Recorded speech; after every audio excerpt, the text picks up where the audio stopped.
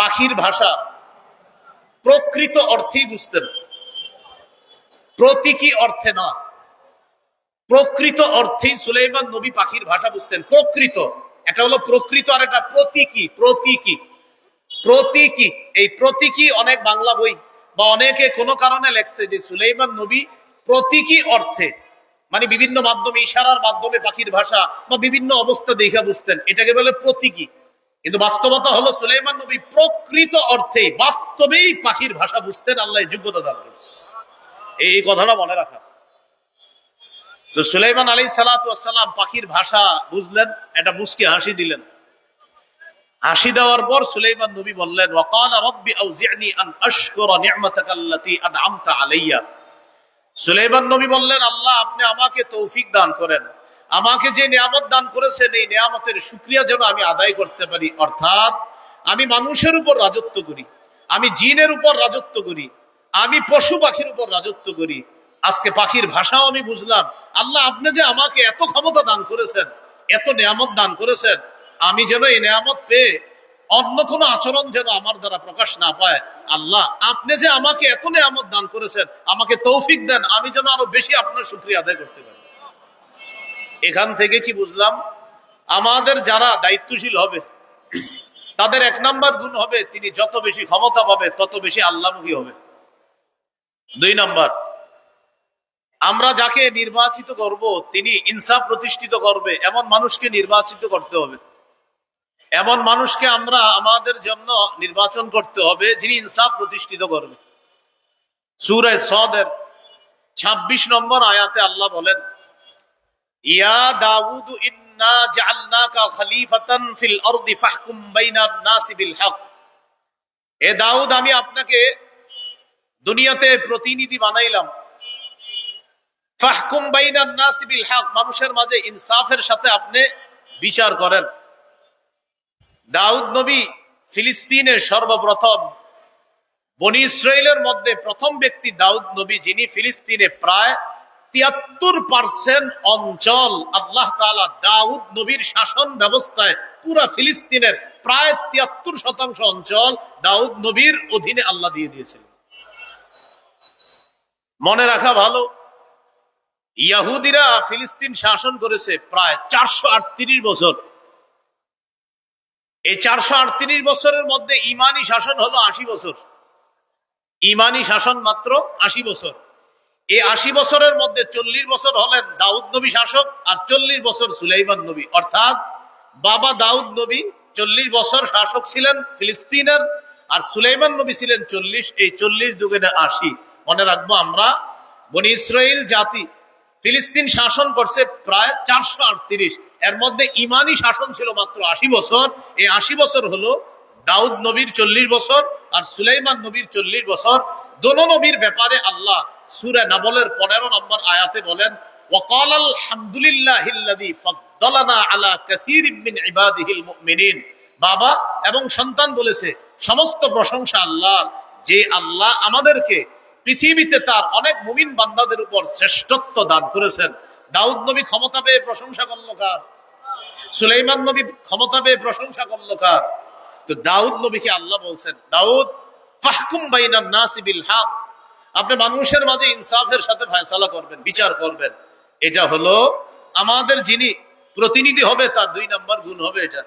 সহিহ বুখারীর বর্ণনা 6788 নম্বর হাদিস। এই হাদিস লিখে রাখার মতো, মনে রাখার মতো, গর্ব করে সারা পৃথিবীতে বলার মতো। মক্কার আরবের একটা গোত্র আছে না, মাকজুমি গোত্র। এই গোত্রের এক নারী চুরি করছে, নাম হলো ফাতেমা। আমাদের নবীর কন্যার নাম কি? ফাতেমা। আর মক্কার এক সম্ভ্রান্ত বংশের এক নারী চুরি করছে, তার নামও কি? ফাতেমা। এই বিষয়টা কুরাইশদের বড় বড় নেতাদেরকে ভাবায়া তুললো। চুরির বিচার হলো হাত কাটা। এখন তো এই সম্ভ্রান্ত বংশীয় নারী ফাতেমার হাত কাটা হবে। নবীর কাছে বলে দেখি একটু বিচারটা শিথিল করা যায় কিনা। নাউজুবিল্লাহ বলেন। বড় বড় সাহাবীদেরকে এই বিষয়টা জানাইলো। জানানোর পর সাহাবায়ে কেরাম চিন্তা করলো নবীর কাছে এই ব্যাপারে কে কথা বলতে পারে। হাদিসের ভাষ্য হলো, মাইয়াস্তারিকু আলাইহি ইল্লা উসামা ইবনে যায়েদ হিব্বু রাসূলিল্লাহ সাল্লাল্লাহু আলাইহি ওয়াসাল্লাম। আল্লাহ রাসূল তার নাতি উসামা ইবনে জায়েদ, মানে পালক পুত্র জায়েদ ইবনে হারেসার সন্তান উসামা। এই উসামাকে নবী খুব ভালোবাসতেন। হাদিসে আসছে হিব্বু রাসূলিল্লাহ, নবীর খুব আস্থাভাজন, ভালোবাসার মানুষ। তো সাহাবায়ে কেরাম বলল, এই ব্যাপারে নবীর সাথে আমরা কেউ দুঃসাহস দেখাইতে পারবো না কথা বলার জন্য। উসামা পারে নবীর কাছে গিয়ে কথা বলতে, কারণ নবী উসামাকে খুব ভালোবাসে। উসামা ইবনে জায়েদ রাদিয়াল্লাহু তাআলা নবীজির কাছে গেলেন। যাওয়ার পর বললেন, এমন এমন ঘটনা, ফাতেমা নামে এক সম্ভ্রান্ত বংশীয় নারী চুরি করছে, এখন তার বিচারটাকে একটু শিথিল করা যায় না? নবীজি বুঝতে পারছে যে বড় বড় বয়স করা আমার কাছে আসার সাহস না পেয়ে এই ছোট্ট উসামাকে আমার কাছে পাঠাইছে। নবীজি বাহিরে আসলেন, আসার পর একটা ভাষণ দিয়ে বললেন, শোনো, ওই রবের কসম যার হাতে আমার জান, আল্লাহর কসম, লাউ আন্না ফাতিমাতা বিনতা মুহাম্মাদিন সারাকাত লাকাতা মুহাম্মাদুন ইয়াদাহা, আল্লাহর কসম, আমি নবী মুহাম্মদের কন্যা ফাতেমা যদি আজকে চুরি করত, ওই বংশীয় নারী ফাতেমা চুরি না করে আমি নবী মুহাম্মদ আমার মেয়ে ফাতেমা যদি চুরি করত, তাহলে আমি নবী মুহাম্মদ আমার কন্যা ফাতেমার হাত কেটে দিতে আমি মোটেই দস্তবোধ করতাম না, আল্লাহর বিধান আমার কন্যার উপরে আমি প্রয়োগ করতাম। এটা হলো মুসলিম শাসকের 2 নম্বর বৈশিষ্ট্য হবে, তিনি ইনসাফ প্রতিষ্ঠিত করবেন। এখন ইনসাফ প্রতিষ্ঠিত করার সময় আপনি যখন ইনসাফ প্রতিষ্ঠিত করবেন, যেই মাত্র বিচারটা করবেন তখনই দেখলেন সে তো আমার আত্মীয় লাগে, আর বিচার আপনি শিথিল করে ফেললেন, এটা ইসলাম শিক্ষা দেয় না। এই জন্য ইসলামী শাসন ব্যবস্থায় যিনি মুসলিম শাসক মুসলমানদের প্রতিনিধিত্ব করবেন, তার 2 নম্বর গুণ হবে তিনি ইনসাফ প্রতিষ্ঠিত করবে সমাজে। এই জন্য আমরা এমন কাউকেই জনপ্রতিনিধি নির্বাচিত করব যার সিনায় কোরআন আছে, যার সিনায় হাদিস আছে, যিনি কোরআন হাদিস অনুযায়ী আমাদের মাঝে ইনসাফ ভিত্তিক একটা রাষ্ট্র ব্যবস্থা আমাদেরকে উপহার দিতে পারবে। মনে থাকবে তো সবার ইনশাআল্লাহ? 3 নম্বর, অন্যায়ের পথ পরিহার করে ন্যায়ের পথ চলা। অন্যায়ের পথ পরিহার করে ন্যায়ের পথে চলা। আরেকটু সুন্দর বাংলা আছে, ফাসাদের পথ পরিহার করে সংশোধনের পথে চলা। ফাসাদের আরবি হলো ইফসাদ, মানে ফাসাদ সৃষ্টি করা, আর সংশোধন করার আরবি হলো ইসলাহ। যিনি আমাদের প্রতিনিধি হবে তার 3 নম্বর বৈশিষ্ট্য হবে তিনি ইফসাদের পথ পরিহার করে ইসলাহের পথে চলবে। সূরা আরাফের 142 নম্বর আয়াত। মুসা আলাইহিস সালাতু ওয়াস সালামকে আল্লাহ ডাকলেন তাওরাত কিতাব দেওয়ার জন্য। মুসা নবী যখন তাওরাত কিতাব আনতে গেলেন, তার ভাই হারুন নবীকে তিনি তার প্রতিনিধি বানিয়ে গেলেন। ওয়াকালা মুসা লিআখিহি হারুন আখলুফনি ফি কওমি ওয়া আসলিহ ওয়া লা তাত্তাবি' সাবিলাল মুফসিদিন। মুসা নবী তার ভাই হারুন নবীকে বললেন, ভাইজান, আপনি আমার প্রতিনিধি হবেন, এখন আপনি জাতির মাঝে আপনি দায়িত্ব পালন করবেন, তাদের মাঝে আপনি সংশোধনের পথে চলবেন, ইসলাহের পথে চলবেন, ইফসাদের পথে চলবেন না। তাদের মাঝে আপনি ইসলাহ করে দিবেন, তাদের মাঝে কোনো ঝগড়া বিবাদ হলে এটা আপনি মিটিয়ে দিবেন, অর্থাৎ আপনি সংশোধনের পথ বেছে নিবেন, ইফসাদের পথ বেছে নিবেন না। কিন্তু আমাদের দেশের মধ্যে যদি এমন হয় যে উলামায়ে কেরাম এবং ইসলামী মূল্যবোধে বিশ্বাসী তাওহীদি জনতা, তারা যদি আমাদের দেশে ইনসাফ কায়েম করতে চায়, আমাদের দেশে যদি তারা সত্য প্রতিষ্ঠিত করতে চায়, এই সত্যের বাধা দেওয়ার নাম হলো ইফসাদ, আর ওই বাধাকে প্রতিহত করার নাম হলো ইসলাহ। সত্য এটা যদি কেউ বাধা দেয়, এই বাধা দেওয়ার নাম ইফসাদ। মনে করেন এখানে আজকে জাতীয় উলামা মাশায়েখ, আইম্মা মাশায়েখ কর্তৃক যে একটা আয়োজন হলো, এখানে সত্য প্রতিষ্ঠিত করার জন্য চেষ্টা করা হচ্ছে। এই চেষ্টায় বাধা দেওয়ার নাম ইফসাদ, মানে ফাসাদ সৃষ্টি করা, আর এই ফাসাদকে প্রতিহত করার নাম ইসলাহ, মানে সংশোধন করা। অতএব উলামায়ে কেরাম যখন মাঝে মাঝে বিভিন্ন দাবি দাওয়া নিয়ে সোহরাওয়ার্দী উদ্যান সহ আমাদের দেশের বিভিন্ন জায়গায় বিশাল বড় কোনো আয়োজন করে, এবং তারা যখন কোনো দাবি দাওয়া পেশ করে, বুঝতে হবে ইসলামী মূল্যবোধে বিশ্বাসী তাদের দাবি এটা সত্যের পক্ষের দাবি। এই সত্যের বিরোধিতা করার নাম ফাসাদ সৃষ্টি করা, আর আমরা এটাকে প্রতিহত করব, এটার নাম হলো সংশোধন করা। এই হলো 3 নম্বর। 4 নম্বর যিনি আমাদের প্রতিনিধি হবে, তার 4 নম্বর বৈশিষ্ট্য, তিনি শিষ্টের লালন করবে, দুষ্টের দমন করবে। এই কথাটা মনে রাখবেন।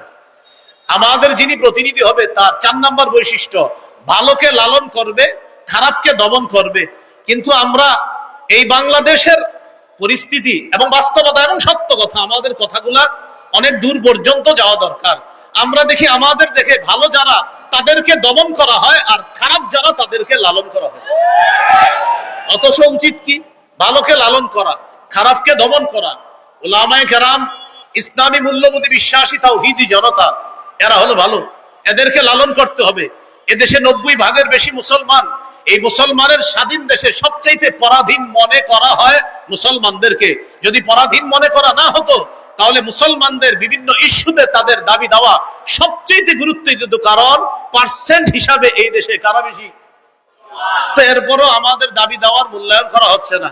কিছু কিছু ক্ষেত্রে এমন মনে হয় যেন আমাদের কথাগুলো কানেই নেয় না, যে তোমাদের যা মন চায় করো আর আমি যা মন চায় করবো না। এই জাতীয় কোন কর্মকাণ্ড ভবিষ্যতে চলতে দেওয়া যায় না, উচিত না।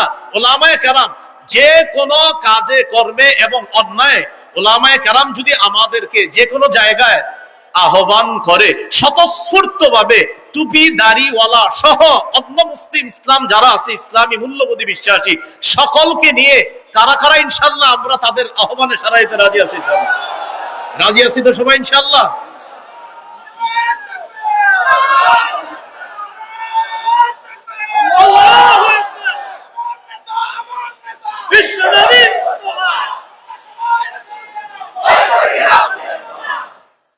চার নাম্বার বৈশিষ্ট্য, শিষ্টের লালন, দুষ্টের দমন। আয়াতগুলা বলছি না, আমি শুধু নাম্বারটা বলে দেই। সূরা কাহফ 83 থেকে 91 নম্বর আয়াত পর্যন্ত যুলকরনাইন বাদশার একটা ঐতিহাসিক সফর সম্পর্কে আল্লাহ আলোচনা করেছে। সেটা হলো পৃথিবীর একদম পশ্চিম প্রান্তে তিনি একটা সফর করছে, যেখানে সূর্য অস্ত যায়। সেখানে গিয়ে দেখলেন এক জাতি, এই জাতি আল্লাহ বিশ্বাস করে না, তারা জুলুম করে।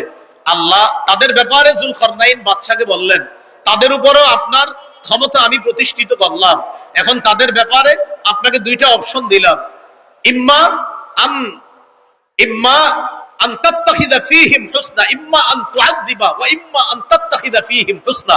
হয়তো তাদেরকে শাস্তি দিবেন, না হয় তাদের ব্যাপারে আপনি ভালো কোনো পন্থা অবলম্বন করবেন। যুলকরনাইন জবাব দিলেন, আল্লাহ আমি তাদের ব্যাপারে দুইটার যে কোনো একটা গ্রহণ করব। আম্মা মান যালামা ফাসাউফা নুআযযিবহু, যারা জুলুম করবে আমি দাওয়াত দেওয়ার পরেও আমি তাদেরকে শাস্তি দিব। ওয়া আম্মা মান আমানা ওয়া আমিলা সালিহা ফালাহু জাযাআনিল হুসনা, আর যারা ভালো করবে তাদের জন্য উত্তম প্রতিদান রয়েছে। দেখেন বিষয়টা, যুলকরনাইন বললেন, আল্লাহ তাদের ব্যাপারে আমার দুইটা ফয়সালা, যারা জালেম হবে তাদেরকে আমি দমন করব, আর যারা আমার কথা শুনে ভালো করবে তাদেরকে আমি লালন করব, তাদের সাথে উত্তম ব্যবহার করব।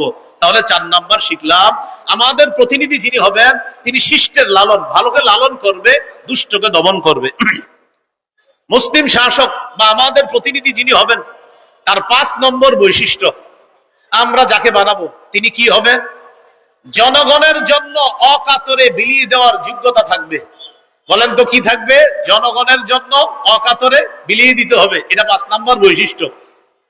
যুলকরনাইন বাদশা সম্পর্কে আল্লাহ তাআলা বলেছেন সূরা কাহফের 91 থেকে 93 থেকে 97 নম্বর আয়াত পর্যন্ত আল্লাহ বলেছেন, যুলকরনাইন বাদশার আরেকটা সফর সম্পর্কে আল্লাহ তাআলা আলোচনা করেছেন। সেই সফরটা হলো, উনি পৃথিবীর উত্তর দিকে সফর করেছেন। এটা কিন্তু আল্লাহ কোরআনে বলে নাই উত্তর, আল্লাহ দিকের কথা বলছে দুইটা, একটা সফর পূর্ব দিকে আর একটা পশ্চিম দিকে, এই দুইটা বলছে। আরেকটা সফরের কথা বলছে আল্লাহ, কিন্তু সফরটা কোন দিকে করছে এটা বলে নাই। তবে মুফাসসিরিনে কেরাম গবেষণা করে বলেন, যুলকরনাইনের আরেকটা সফর হয়েছে উত্তর দিকে, রাশিয়ার দিকে। এটা মুফাসসিরিনে কেরামের অভিমত। সেখানে গেলেন, যাওয়ার পর দেখে এক জাতি যারা যুলকরনাইন বাদশার কথা বুঝে না, লা ইয়াকাদুনা ইয়াফকাহুনা কাওলা, ভাষা বুঝে না। তো যুলকরনাইন বাদশা তাদের সাথে কথা বলার জন্য দুভাষী নিযুক্ত করলেন, অথবা তাদের সাথে ইশারায় কথা বললেন। তারা যুলকরনাইনকে বলল, বাদশা আপনার কাছে আমাদের একটা দাবি আছে। কি দাবি? এই পাহাড়ের পিছনে দুইটা জাতি আছে, একটা ইয়াজুজ আর একটা মাজুজ। এরা রাতের বেলা আমাদের বাড়িতে এসে লুটতরাজ করে, ডাকাতি করে, আমাদের ধন সম্পদ ছিনিয়ে নেয়। আপনি যদি এই দুই পাহাড়ের মাঝখানে ফাঁকা জায়গাটা বন্ধ করে দেন, তাহলে তাদের এই দুর্নীতি থেকে, তাদের এই লুটতরাজ থেকে আমরা বেঁচে যাব। এই কথা বলার পর জাতি বলল, ও বাদশা প্রয়োজনে যদি কিছু টাকা পয়সা লাগে টাকা পয়সা আমরা দিব। কারা বললো? জাতি বলল বাদশাকে। বাদশা যুলকরনাইন বললেন, আমার টাকা পয়সা লাগবে না, আল্লাহ আমাকে যা দিয়েছে মা মাক্কান্নি ফিহি খায়র, আল্লাহ আমাকে যে ক্ষমতা দিয়েছে এটা অনেক উত্তম। আইনুনি বিকুওয়া, তোমরা আমাকে একটু সহযোগিতা করবা, এই দেয়াল দেওয়ার জন্য, প্রাচীর নির্মাণ করার জন্য তোমরা আমাকে একটু সহযোগিতা করবা। আর যা যা লাগবে এগুলা সব আমি নিজস্ব অর্থায়নে সব কিছু আমি এনে দিব, তোমরা শুধু একটু বহন করে নিয়ে আসবা। বাদশাহ যুলকারনাইন দুই পাহাড়ের মাঝখানে একটা প্রাচীর দিয়ে দিলেন। তো জনগণের জন্য অকাতরে বিলিয়ে দেওয়া, এটা মুসলিম শাসকের 5 নাম্বার বৈশিষ্ট্য হবে। বিষয়টি যেন এমন না হয় কথার কথা আপনি লাইনের গ্যাস বন্ধ করে দিলেন, একটা কথার কথা, আমাদের দেশ গ্যাসের গনি না, এখন আপনি লাইনের গ্যাস বন্ধ করে দিয়ে বোতলের গ্যাস চালু করলেন, চালু করার পরে এটার দাম নির্ধারণ করলেন 600 টাকা, কিন্তু বাজারে আসলো 1400-1500 টাকা, এমনি বলতেছি কথার কথা। তো ভাই 1500 কিভাবে হলো? 600 হলো মূল দাম, এরপরে 1 টাকা পায় অমুকে, আরেক টাকা অমুকে, আরেক টাকা তমুকে, এইভাবে অমুকে আর তুমুকে যারা পায় আর যারা নেয়, এই জাতীয় কাউকে যদি আবার প্রতিনিধি নির্বাচন করা হয় তাহলে রডের পরিবর্তে আবারও বাঁশ পাওয়া যাবে। মাথায় রাখতে হবে, বাস্তব। একটু কথাগুলো বুঝতেছেন তো? তাহলে 5 নাম্বার, জনগণের জন্য অকাতরে বিলিয়ে দিবে, এটা 5 নাম্বার বৈশিষ্ট্য আমরা যাকে প্রতিনিধি নির্বাচন করব। 6 নাম্বার বৈশিষ্ট্য, প্রতিনিধি যিনি হবে আমাদের, তিনি কিছু করতে পেরে বলবে আলহামদুলিল্লাহ এটা আমার রবের দয়া, এটা বলবে। যিনি করতে পারবে বাস, তিনি কিন্তু অহংকার করবে না, মানে কিছু করার পরে বলবে আমি এই করলাম সেই করলাম, মানে আপনি আপনার বাপের টাকা দিয়ে করছেন তো আমাদের টাকা দিয়ে করছেন, এগুলো বলা যাবে না যে আমি এত কিছু করছি, এগুলো বলা যাবে না। বলতে হবে আল্লাহ আমারে তৌফিক দিয়েছে তাই আমি করেছি, এটা বলতে হবে। যদি কেউ কিছু করার পর বলে আমি এটা করেছি সেটা করেছি, এই কথাগুলা অহংকার প্রদর্শন প্রকাশ পাবে। আর অহংকার যখন প্রকাশ পাবে তখন পতন এমন ভাবে হবে, যার পতন হবে তিনি নিজেও বুঝবে না কিভাবে পতন হয়ে যাবে। খুব সাবধান, আল্লাহ আমাদেরকে হেফাজত করেন। তো 6 নাম্বার, প্রতিনিধি কিছু করতে পেরে তিনি কার শুকরিয়া আদায় করবে? আল্লাহ, যে আল্লাহ দিয়েছে। সূরা কাহফের 98 নম্বর আয়াতে আছে, যুলকারনাইন ওই দেয়াল করে দেওয়ার পর বলছে আদা রাহমাতুম মির রাব্বি, এটা আমার রবের অনুগ্রহ, দয়া, আমার রব দয়া করছে তাই তোমাদের জন্য কিছু করতে পারছে। আমরা যাকে প্রতিনিধি নির্বাচন করব তার 7 নাম্বার বৈশিষ্ট্য, তিনি রক্ষণাবেক্ষণ এবং অর্থনীতিতে পারদর্শী হতে হবে। রক্ষণাবেক্ষণ এবং অর্থনীতি, আমাদের উপর একটা অভিযোগ উঠেছিল যে ওলামায়ে কেরাম কি অর্থনীতি বুঝে? এরকম মাওলানা হওয়ার 2 বছর আগে আমাদের কওমি মাদ্রাসার ছাত্ররা অর্থনীতির ব্যাপারে পোকা হয়ে যায়, অর্থনীতি শুধু বুঝে না। মাওলানা হওয়ারও 2 বছর আগে আমাদের কওমি মাদ্রাসার ছাত্রদেরকে অর্থনীতি খাওয়ায়া দেওয়া হয়। একটু আমরা হ্যাঁ, আমরা একটা অর্থনীতি, সেটা হলো এটার বিরোধিতা করি, এই জন্য মনে করে আমরা বুঝি না। সেটা কি? সুদ ভিত্তিক অর্থনীতির বিরোধিতা আমরা করি। এই জন্য যারা সুদ ভিত্তিক অর্থ ব্যবস্থা চায় তারাই বলে যে ওলামায়ে কেরাম অর্থনীতি বুঝে না, কারণ ওলামায়ে কেরাম যাকাত ভিত্তিক অর্থনীতি বুঝে, আর সুদ ভিত্তিক অর্থনীতি এটা জাহান্নামী। এটা বলার কারণে একদল মানুষ আমাদেরকে অভিযুক্ত করে যে আলেমরা অর্থনীতি বুঝে না। আসলে বিষয়টা এমন না, আলেমরা অর্থনীতি শুধু বুঝে না, ওলামায়ে কেরাম অর্থনীতি পড়ানোর যোগ্যতা রাখে। এই কথাটা 7 নাম্বার, রক্ষণাবেক্ষণ এবং অর্থনীতিতে পারদর্শী। ইউসুফ আলাইহিস সালামের ব্যাপারে আছে সূরা ইউসুফের 55 নম্বর আয়াত। ইউসুফ নবী যখন দেখলেন যে এই দেশে যদি খাদ্য ভান্ডারের দায়িত্ব আমি না নেই তাহলে জালেমরা খাবার শেষ করে ফেলবে, ইউসুফ নবী নিজেই দায়িত্ব চেয়ে নিলেন, ইজআলনি আলা খাজাইনিল আরদ, আমাকে খাদ্য ভান্ডারের দায়িত্ব দেন। ইউসুফ নবী বললেন, এখান থেকে একটা বিষয় বুঝে আসে, বুখারীতে আছে লা তাসআলিল ইমারা, দায়িত্ব চেয়ে নিও না। আর কোরআনে দেখলাম আমরা ইউসুফ নবী বলতেছে আমাকে দায়িত্ব দেন, বুখারীতে আছে দায়িত্ব চেয়ে নিও না। আর সূরা ইউসুফের মধ্যে ইউসুফ নবী দায়িত্ব চেয়ে নিচ্ছে। এটার উত্তর হলো, যখন যোগ্য ব্যক্তি দায়িত্বে থাকবে তখন আমার আপনার দায়িত্ব চেয়ে নেওয়া দরকার নাই। আর অযোগ্য ব্যক্তিতে যখন দেশের দায়িত্বের জায়গাগুলো ভরপুর হয়ে যাবে, যোগ্য ব্যক্তিরা তখন ওই দায়িত্ব চেয়ে নিবে, যেভাবে হোক সঠিক পন্থায় ওই দায়িত্ব চেয়ে নিয়ে সেখানে যোগ্য ব্যক্তিরা বসতে হবে। বুঝে আসছে তো? বুখারীতে আসছে দায়িত্ব চেয়েও না মানে যোগ্যরা থাকলে তোমার চাওয়া দরকার নাই। আর সূরা ইউসুফে কি আসছে? অযোগ্যরা যখন দায়িত্বে থাকবে তখন যোগ্যরা দায়িত্ব চেয়ে নিতে হবে। 8 নাম্বার, আমাদের প্রতিনিধি যিনি হবেন তিনি ঘুষ গ্রহণ করবে না। এটা 2 বার জোরে বলেন, জোরে বলেন সবাই, কি 2 বার কি গ্রহণ করবে না? আবার বলেন, কি গ্রহণ করবে না? এরা এরকম লোক আমরা প্রতিনিধি বানাতে হবে। সূরা নামলের 35-36 নম্বর আয়াত। রানী বিলকিস সুলাইমান নবীর কাছে হাদিয়া পাঠাইছে। হাদিয়া কেন পাঠাইছে? তাফসীরের কিতাবে আসছে, রানীর উদ্দেশ্য হলো সুলাইমান নবী যদি হাদিয়া পাওয়ার পর চিন্তা করে এত কিছু দিল, যাক এই মহিলারা আর কিছু বলবো না। তো রানীর উদ্দেশ্য হলো সুলাইমান নবী তার রাজত্ব নিয়ে থাকবে আর আমি আমার রাজত্বে আমি রানীগিরি করব। এই জন্য হাদিয়া পাঠাইছে। সূরা নামলের 35-36 নম্বর আয়াতে আছে। তো রানীর ওই কথাগুলো সেখানে আছে, দেখবেন খুব সুন্দর ভাবে। ইন্নী মুরসিলাতুন ইলাইহিম বিহাদিয়্যাহ ফানাযিরাতুন বিমা ইয়ারজিউল মুরসালুন। আমি তার কাছে উপঢৌকন পাঠাবো, দেখি হাদিয়া পাঠানোর পর তার রিয়াকশনটা কি হয় দেখবো। তো রানীর উদ্দেশ্য হলো যদি হাদিয়া গ্রহণ করে তাহলে বুঝবো যাক উনি ওনার রাজত্ব নিয়ে থাকবে, আমি আমারটা। আসলে রানীর উদ্দেশ্য সেটা হাদিয়া ছিল না, হাদিয়ার নামে ঘোষ পাঠানো ছিল। এই জন্য ঘোষ কাকে বলে? একটা হলো হাদিয়া আর একটা ঘোষ। ঘোষ মানি ভাই ভালো আছেন আপনি? ঠিক আছেন তো? এই ঠিক আছেন তো মানে আপনি কিছু করেন না, আপনি আপনার জায়গায় থাকেন, আমার জায়গায় রাখেন, আমি এই এলাকাটা দেখভাল করব। আর আপনার এটারে হাদিয়া, এটা ঘোষ, এটা হলো ঘোষ, এটা ঘোষ, এটা হাদিয়া না, এটা উপহার না। দিয়ে বলে কি বাসায় কিছু নিয়ে যায়, কিছু খায় না। বলে আমি কি করবো? আর না কিছু খায় না, আর আমার জিনিসটা একটু খেয়াল রাখেন। এই যে খেয়াল রাখেন বলাটা, তখন আর এটা হাদিয়া না, এটা ঘোষ হয়ে যায়। এলো 8 নাম্বার। 9 নাম্বার, আমরা যাকে প্রতিনিধি নির্বাচন করব তিনি আমানতদার হবে। কি হবে ভাই? আমানতদার হবে। সূরা নিসা 58 নম্বর আয়াতে আল্লাহ বলেন, ইন্নাল্লাহা ইয়া'মুরুকুম আন তুআদ্দুল আমানাতি ইলা আহলিহা। আল্লাহ তোমাদেরকে আদেশ করেন তোমরা আমানত যথাযথ জায়গায় পৌঁছে দাও। সহিহ বুখারীর বর্ণনা, রাসূলুল্লাহ সাল্লাল্লাহু আলাইহি সাল্লামকে প্রশ্ন করা হলো, হুজুর কিয়ামত কবে? নবীজি সাল্লাল্লাহু আলাইহি সাল্লাম বললেন, ইদা ফুসিদাল আমরু ইলা গায়রি আহলি ফান্তাজিরিস সাআ। যখন দায়িত্ব অযোগ্য ব্যক্তিকে দেওয়া হবে তখন কিয়ামতের অপেক্ষা করো। এটা একটা বর্ণনা। আরেক বর্ণনায় রাসূল সাল্লাল্লাহু আলাইহি সাল্লাম বললেন, ইদা দুইয়াতিল আমানা ফান্তাজিরিস সাআ। যখন আমানত গুটিয়ে দেওয়া হবে, আমানত উঠিয়ে দেওয়া হবে, তখন কিয়ামতের অপেক্ষা করো। সাহাবায়ে কেরাম প্রশ্ন করলেন, কাইফা ইদাআতুহা ইয়া রাসূলুল্লাহ, হুজুর আমানত কিভাবে উঠিয়ে নেওয়া হবে? নবী বললেন, ইদা উসনিদাল আমরু, আরেক বর্ণনা ইদা বুসিদাল আমরু ইলা গায়রি আহলি। যখন অযোগ্য ব্যক্তিকে দায়িত্ব দেওয়া মানি আমানত উঠিয়ে নেওয়া। এখানে একটা বাংলা মনে রাখবেন, যোগ্য ব্যক্তিকে যোগ্যতার আসনে বসানো এটা আমাদের জন্য আমানত। আর যোগ্য ব্যক্তি যোগ্যতার আসনে বসে আমাদের অধিকারগুলা সংরক্ষণ করা এটা ওই দায়িত্বশীল ব্যক্তির জন্য আমানত। আবার বলছি, যোগ্য ব্যক্তিকে যোগ্যতার আসনে বসানো এটা আমাদের জন্য আমানত। আর তিনি ওই আসনে বসে আমাদের অধিকারগুলা যথাযথভাবে আদায় করা এটা তার জন্য আমানত। সর্বশেষ যিনি আমাদের প্রতিনিধি হবে তার গুণ হবে তিনি কোরআন সুন্নাহ অনুযায়ী বিচার করবে।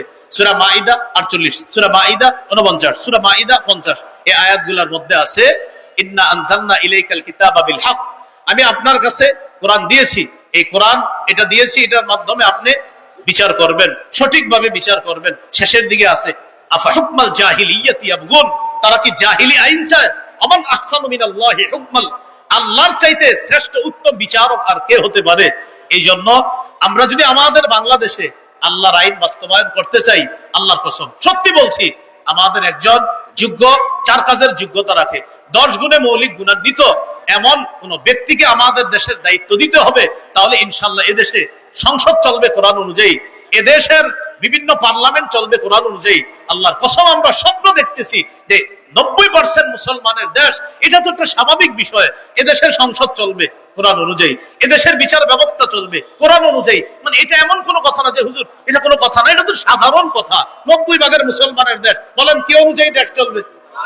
সংসদ কি অনুযায়ী হবে? কোর্ট কি অনুযায়ী হবে? এটা তো একটা স্বাভাবিক বিষয়, মনে থাকবে তো ইনশাআল্লাহ। এটা হলো আমার প্রথম বিষয়। আবরার ভাইয়ের থেকে 2 মিনিট চেয়ে নিচ্ছি। দ্বিতীয় আরেকটা বিষয় দিছে আমারে, যে নির্বাচনের শরীয়ী পদ্ধতি কি। আমি শুধু একটু বলছি, আমি জানি আপনারা এখানে অনেকে আছেন যে হযরত গণতন্ত্র, এই তো বিষয়টা। আচ্ছা একটু মন দিয়ে শোনেন 2 মিনিট। আচ্ছা, গণতন্ত্র এই বিষয়টা কি? 1863-তে আপনার আব্রাহাম লিঙ্কনের সেই যে এক ধারা সে আবিষ্কার করলো যে democracy is the government of the people, by the people and for the people. গণতন্ত্র হলো এমন একটা শাসন ব্যবস্থা যেখানে জনগণের উপর, জনগণের মাধ্যমে জনগণের ক্ষমতা চলবে। অর্থাৎ যেই নিয়ম নীতিতে জনগণের শাসন চলবে, জনগণের আইন চলবে, এটাই গণতন্ত্র। সেখানে গণতন্ত্রে দেশের মালিক হবে জনগণ আর তারা আইন করবে। আর আমরা বলি রাষ্ট্র, এটার মালিক হলো আল্লাহ। অনেকের গেঞ্জির পিছনে লেখা আছে people are source of all power, জনগণ সকল ক্ষমতার উৎস। নাউজুবিল্লাহ, জোরে বলি, সকল ক্ষমতার উৎস কে? আল্লাহ। এটা প্রথম কথা। তাহলে গণতন্ত্র এটা তারা বললো, এটা হলো একটা বিষয়। আমাদের কথা হলো সূরা বনী ইসরাঈলের 111 নম্বর আয়াতে যে কথাটা আছে, একদম সূরা বনী ইসরাঈলের সর্বশেষ আয়াত, ওয়ালাম ইয়াকুল্লাহু শারীকুন ফিল মুলক, আল্লাহর রাজত্বে কোনো শরীক নাই। বলেন আল্লাহর রাজত্বে কি নাই? শরীক নাই। দেশের রাজত্ব কার?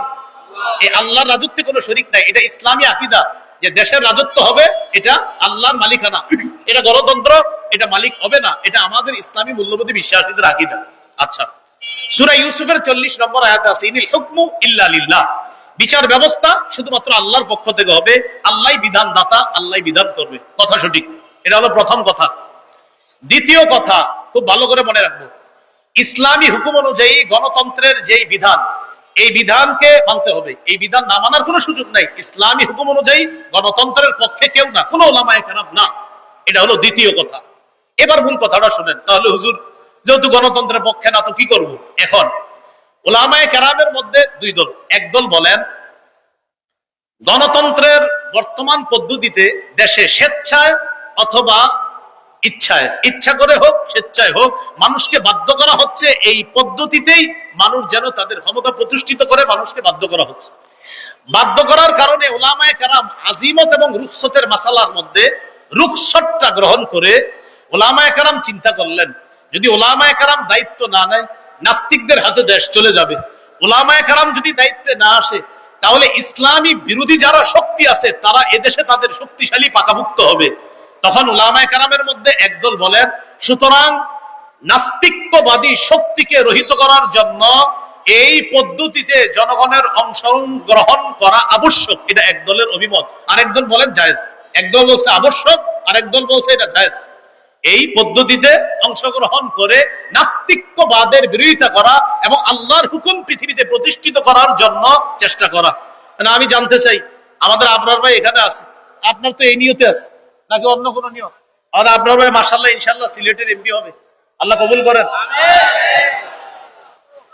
তো যাই হোক, আপনার ভাইয়ের সাথে আমার ভালো পার্সোনাল সম্পর্ক, একটু মধুর, এই জন্য একটু হাসাহাসি করলাম। আপনারা আবার দোয়া করেন, অন্তর থেকে দোয়া করেন, আল্লাহ তৌফিক দান করেন।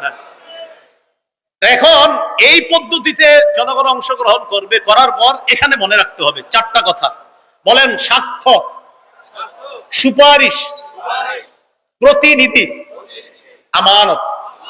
সাক্ষ্য, সুপারিশ, প্রতিনিধি নির্বাচন, উকিল নির্বাচন, আমানত। এই চারটা কথা। এবার বলেন, ভোট মানি হলো সাক্ষ্য দেওয়া, সুপারিশ করা, উকিল নিযুক্ত করা, আমানত রক্ষা করা। আপনি যে কারো পক্ষে আপনি একটা কথা বলতেছেন যে আমি অমুককে প্রতিনিধি বানাবো, এই প্রতিনিধি বানানোর অর্থ হলো এক নম্বর আপনি তার পক্ষে সাক্ষী দিতেছেন। আপনি তার পক্ষে সাক্ষী দিতেছেন। এই সাক্ষী আপনি তার পক্ষে এটা যে দিতেছেন, এটা বুঝে শুনে আপনি তার পক্ষে সাক্ষী দিতে হবে। এটা হলো এক নম্বর কথা। তো এই যে দ্বিতীয় নম্বর কথা, সুপারিশ করা, সূরা নিসার 85 নম্বর আয়াতে আছে, মাইয়াশফা শাফাআতান হাসানা ইয়াকুল লাহু নাসিবুম মিনহা, যে সঠিক ব্যাপারে সুপারিশ করবে, সুন্দর সুপারিশ করবে, এটার সওয়াব সে পাবে। ওমাইয়াশফা শাফাআতান সাইয়্যিআ, আর যে ব্যক্তি খারাপ ব্যাপারে সুপারিশ করবে, ইয়াকুল লাহু কিফলুম মিনহা, সে এটার গুনাহের অংশ পাবে। এবার বুঝেন, একজন আল্লাহওয়ালা ব্যক্তি আর একজন খারাপ ব্যক্তি, একজন তাকওয়াবান মানুষ, তাকেও চাইলে আমি নির্বাচন করতে পারি, আর একজন খারাপ মানুষ, তাকেও নির্বাচন করতে পারি। এই আল্লাহওয়ালা মানুষকে আমি তার পক্ষে কথা বলা মানে হলো ভালো কাজের সুপারিশ করা, খারাপ মানুষের পক্ষে কথা বলা মানে খারাপ কাজে সুপারিশ করা। খারাপ কাজে যদি সুপারিশ করি, কিয়ামতের ময়দানে আল্লাহর কাছে আমাকে দাঁড়াতে হবে। তাহলে এক নাম্বার সাক্ষ্য দেওয়া, আমি সাক্ষ্য দিচ্ছি। দুই নাম্বার আমি সুপারিশ করতেছি। তিন নাম্বার আমি উকিল নিযুক্ত করতেছি, প্রতিনিধি নিযুক্ত করতেছি আমার পক্ষ থেকে। আমরা যাকে দায়িত্বশীল বানাবো তিনি আমাদের পক্ষ থেকে ওকালতি করবে, আমাদের প্রতিনিধিত্ব করবে। চার নাম্বার আমানত। এটা একটা আমানত, প্রিয় ভাইয়েরা, এই আমানত যেন অপাত্রে না পড়ে। আর মুফতি শফি রহমাতুল্লাহ আলাইহি লেখছেন তিনটা, সাক্ষ্য, সুপারিশ আর হলো প্রতিনিধিত্বের অথরিটি প্রদান করা। এই তিন ক্ষেত্রে মুসলমান বুঝে শুনে পা বাড়াতে হবে। আমি আপনি আগামীতে এই তিনটি বিষয় মাথা রাখবো, যে আমি কিন্তু কারো পক্ষে হয়তো সাক্ষী দিতে হবে, আমি কারো পক্ষে সুপারিশ করতে হবে, আমি জনগণের জন্য কাউকে প্রতিনিধি নিযুক্ত করতে হবে। আল্লাহ, আমার সাক্ষ্যটা যেন অন্যায়ের পক্ষে না হয়, আমার সুপারিশ যেন অন্যায়ের পক্ষে না হয়, আমি যাকে প্রতিনিধি বানাবো তিনি যেন কোনো খারাপ মানুষ না হয়। প্রিয় ভাইয়ারা, এই তিনটা কথা আরো প্রত্যেকে 10 জনকে জানায় দিবেন যে আগামীতে তিনটা কথা মাথায় রাখবা। আমি যার পক্ষে সুপারিশ করব, তিনি ভালো মানুষ হয়। আমি যার পক্ষে সাক্ষ্য দিব তিনি যেন ভালো মানুষ হয়।